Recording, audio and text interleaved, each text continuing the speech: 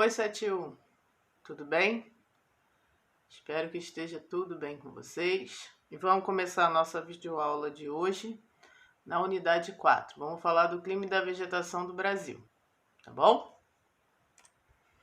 Antes de começar a falar do clima e da vegetação do Brasil, nós vamos dar uma relembrada da matéria do 6º ano, tá? Para poder lembrar aí dos fatores climáticos, né, que interferem aí o clima, tá? Vamos dar uma relembrada nisso aí, até chegar aí o clima do Brasil e a vegetação dele. Vocês sabem me dizer por que existe no Brasil tipos de clima e vegetação tão diferentes? Sabe por quê, gente? Porque o Brasil é muito grande. A extensão territorial é o principal fator responsável por essa diversidade, por essa variedade de clima e de vegetação, tá? No Brasil. Só que agora a gente vai dar uma olhada também nos fatores que determinam o clima e, consequentemente, a vegetação. Por quê? Dependendo do tipo de clima que eu tiver no lugar, ele vai dar para mim um tipo de vegetação. Porque o clima influencia a vegetação. Vamos começar aí pela latitude. Considerando que a latitude é a distância de graus, tá? De qualquer ponto da Terra à linha do Equador, as latitudes podem variar de 0 a 90. Lembra aí da latitude? Então, se nós olharmos essa figura, tá? Vamos lembrar que o calor do Sol não bate na Terra de forma igual, ele bate de forma desigual. Sendo na latitude 0, lá na linha do Equador, o lugar mais quente. E assim, se eu for me afastando da linha do Equador, vai se tornando os lugares mais frios. Devido a isso, eu vou ter as zonas climáticas. Lembra das zonas climáticas? Na linha do Equador, né? Eu vou ter aí a zona tropical, que é a área mais quente, onde o sol bate com maior intensidade. Conforme eu for me afastando da linha do Equador, a temperatura vai se tornando mais fria, né? Vai abaixando até eu chegar às zonas temperadas, onde o calor é bem definido e o frio também, né? E até chegar nas áreas mais frias da Terra, que são as zonas polares. O Brasil, gente, é atravessado por duas linhas imaginárias importantes para essa limitação climática, que é o Equador e o Trópico de Capricórnio. Assim, as temperaturas tendem a ser mais elevadas. A latitude influencia a temperatura. Assim, os lugares localizados próximo à linha do Equador e dos trópicos, que delimitam a zona tropical da Terra, tendem a apresentar temperaturas mais elevadas que os lugares situados nas regiões polares, aonde a incidência dos raios solares é maior. Agora a gente vai ver a altitude. A altitude é altura e ela também influencia o clima. As altitudes, tá, se referem à elevação vertical de um ponto qualquer da superfície terrestre em relação ao nível do mar. Nas altitudes, o ar é mais rarefeito. O que quer dizer isso? O ar é pouco denso, tá? O ar é um pouco denso, tá? Pois a atmosfera é menos densa do que o nível do mar e absorve menos calor. Então, quanto maior a minha altitude, menor a minha temperatura. O Brasil apresenta formas de relevo com altitudes, como o Pico da Neblina, no Amazonas, que é o ponto mais alto do território brasileiro. 2.994 metros de altitude. E também tem o Pico da Bandeira, com 2.889 metros de altitude, localizados nos estados de Minas Gerais e Espírito Santo. Os locais com altas altitudes apresentam uma queda de temperatura, pois cada 100 metros de altitude há perda de aproximadamente 1 grau centígrado. Olha aí. Vamos dizer, quanto maior a altitude, menor minha temperatura. E também vai haver uma variação na vegetação, porque o clima influencia na vegetação. Massas de ar, tá? As massas de ar são grandes volumes de acordo com a temperatura, pressão e umidade, semelhantes às regiões que se originam. Elas podem ser oceânicas, continentais, tropicais e equatoriais. Ao se deslocarem, acabam influenciando o tempo atmosférico e o clima. No Brasil, tá? Eu tenho as massas de ar equatorial continental, equatorial atlântica, tropical continental, tropical atlântica e polar atlântica. Aí eu também vou ter a maritimidade e a continentalidade, que também são fatores que vão influenciar o clima. A maritimidade se refere às áreas mais próximas do mar, que apresentam maior umidade. Consequentemente, a temperatura mais amena. Já a continentalidade refere-se às áreas mais interiores, dentro do continente, que podem apresentar menor umidade.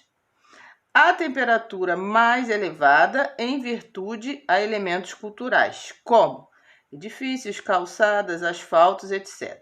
Ou elementos naturais, como a existência das áreas desérticas. Isso ocorre porque a capacidade de retenção do calor das grandes massas de água é maior que o solo. Assim, as águas demoram para se aquecer do que o continente. Porém, retém o calor mais tempo e demora mais para se resfriar. O continente se resfria mais rapidamente ao anoitecer. Olha aí, ó. A continentalidade é o oposto da maritimidade. Quanto mais distante de uma área do oceano, maior a amplitude térmica, que é a diferença de temperatura. Dessa forma, a temperatura varia mais, no caso aí, né, do que no centro-oeste, do que no litoral. Quando é calor, né? A gente tem a diferença. Quando é frio. Lá tem uma amplitude térmica maior do que a gente aqui que mora no litoral. Correntes marítimas são massas de ar que migram pelos oceanos e mares.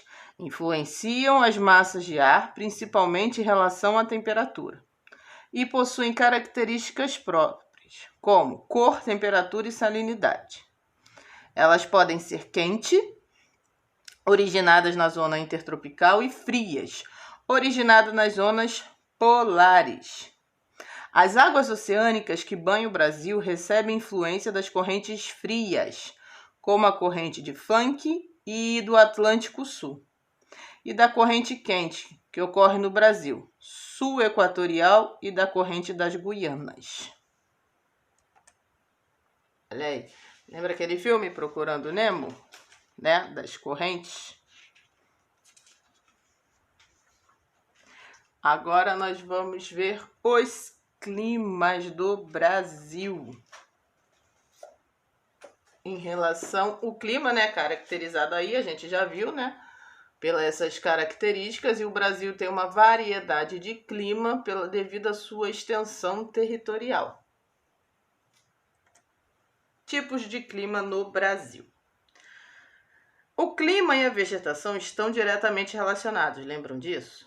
Porque é possível verificar essa relação é observar os diferentes tipos de paisagens naturais existentes no Brasil. Por exemplo, se um lugar apresenta um clima semiárido seco, terá uma espécie de vegetais adaptados a viver em períodos de longa estiagem, com falta de chuva, né? Já em lugares onde o clima é muito úmido, a vegetação será abundante e mais verdejante. Aí vamos lá. Clima equatorial. Caracteriza-se por apresentar elevadas temperaturas no ano e uma grande quantidade de chuva. Ocorre aí, gente, nesse clima, a nossa floresta amazônica. Clima tropical. O clima tropical apresenta elevada temperatura, que varia de 20 a 28, e com índices de pluviosidade, quer dizer, de chuva, né? De 1.500 mililitros por ano. O clima tropical é marcado pela alternância de duas estações. O verão chove muito e o inverno é seco. Eu vou ter lá a vegetação do Cerrado e do Pantanal.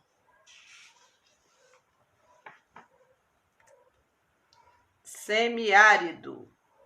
Típico do interior do Nordeste, o clima tropical semiárido é influenciado pela massa tropical atlântica, que quando chega lá naquela região, tá, gente, já se apresenta com pouca umidade. Ainda para piorar tudo, tem uma barreira lá, que é o Planalto da Borborema, que não deixa essa umidade passar. Esse clima caracteriza pelas elevadas temperaturas de 27 graus, tá? E chuva escassas, irregular e mal distribuída o ano todo, tá? E nesse tipo aí eu vou encontrar de clima, né, a caatinga. O clima aí é a caatinga, que também é um tipo de mata. O clima tropical. O clima tropical predomina em áreas de porção do sudeste.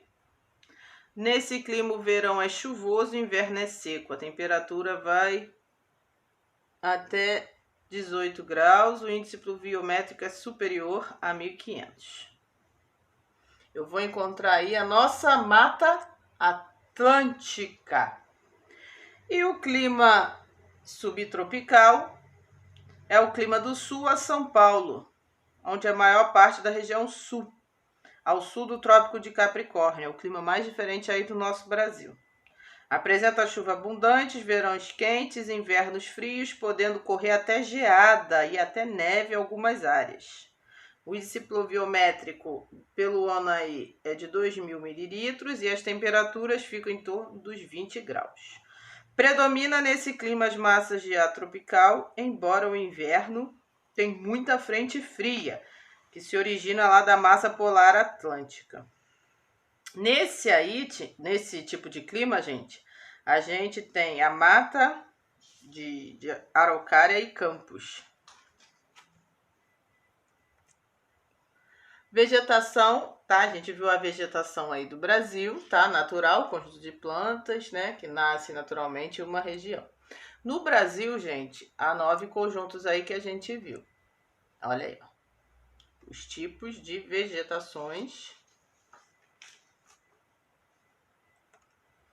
A floresta amazônica do norte do Brasil, né? Uma área onde chove bastante.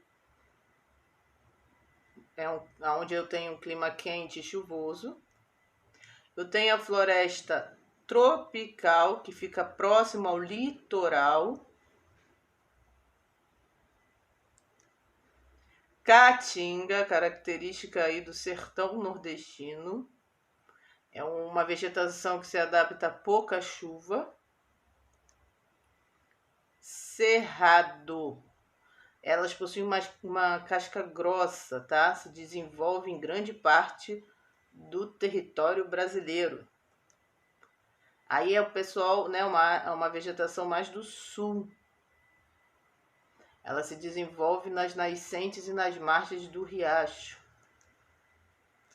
Araucária, eu me encontro mais aí nas altitudes do sul e do sudeste, onde as temperaturas são mais baixas. Pantanal. É lá no estado do Mato Grosso e Mato Grosso do Sul. Essas cheias aí, tá? Porque tem muita chuva aí, é bom que inunda o solo de matéria orgânica.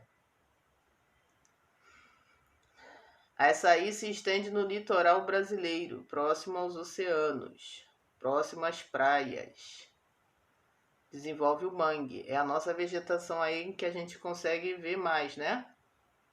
Se a gente ainda for ali pela área da Zona Oeste, né? Pegando Prainha, Guaratiba, a gente vai conseguir visualizar melhor. Matas do Cocais.